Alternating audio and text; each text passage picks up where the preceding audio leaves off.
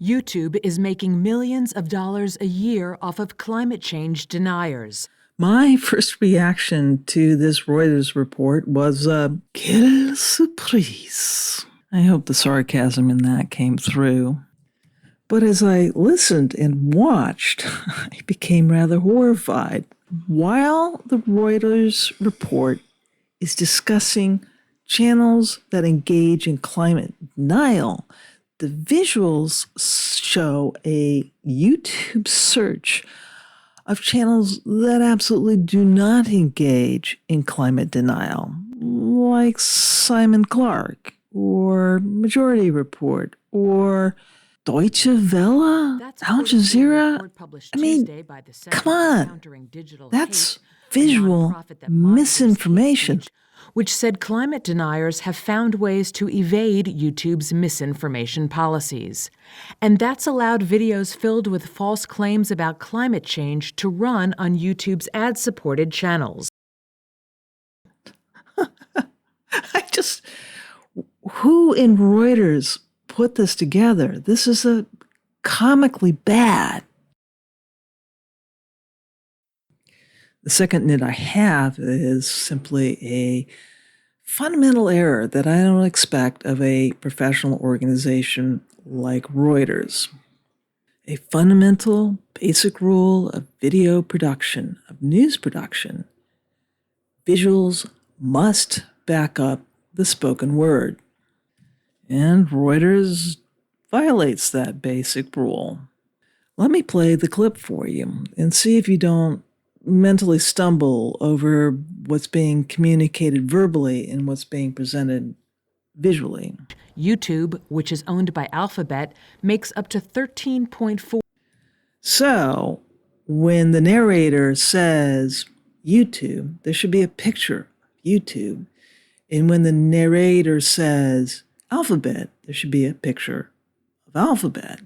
I'll demonstrate the difference this can make. CCDH, YouTube, which is owned by Alphabet, makes up to $13.4 million a year from ads that run on the channels the report analyzed. And Reuters, of all institutions, absolutely fell down in this segment.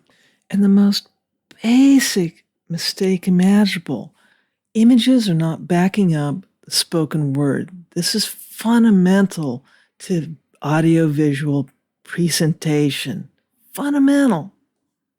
Lastly, I do want to circle back to the topic at hand that's actually covered in the Reuters clip, which is fairly important. 4 months ago, the BBC reported on the inundation of AI-generated misinformation targeting children. This is a topic of concern on its own, and it does emphasize that in our schooling systems, we must be prioritizing media literacy, even to the very youngest children. But we also live in a much more hostile media environment in general, because the platforms themselves are so dominant in the ability and speed with which misinformation can be generated and spread is becoming quite existentially worrisome.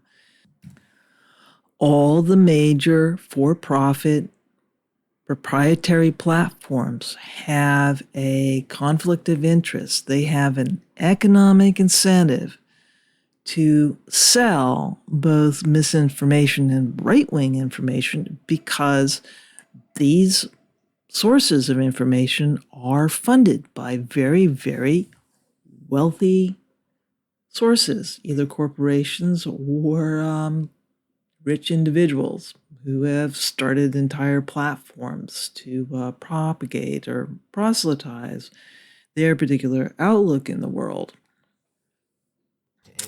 And of course, Twitter is no exception to this. Beau the Fifth Column, whom I'm a big fan of, made a recent remark about misinformation cropping up on Twitter now, and how Twitter itself, the nature of Twitter itself, has changed from a platform whose reputation is based on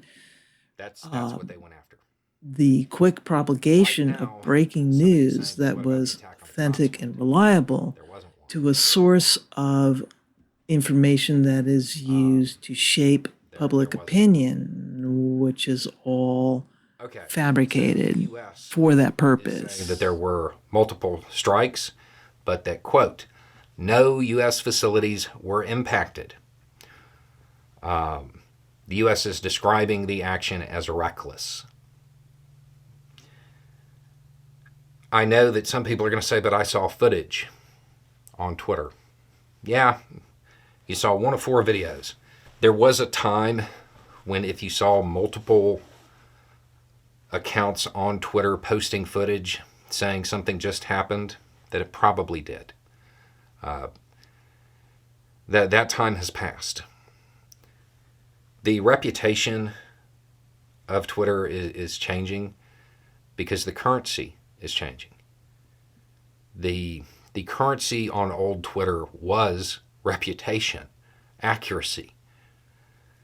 Today, the currency on Twitter is currency. As an end note, I'm going to emphasize that what applies to Twitter generally applies to all the other for-profit platforms. They have all dramatically cut human moderation teams and replaced it with AI that is both overenthusiastic and dumb and blind in the most appalling ways. The hypocrisy doesn't even end there, though, because one of YouTube's largest cash cow is the Daily Wire, which regularly features climate denial.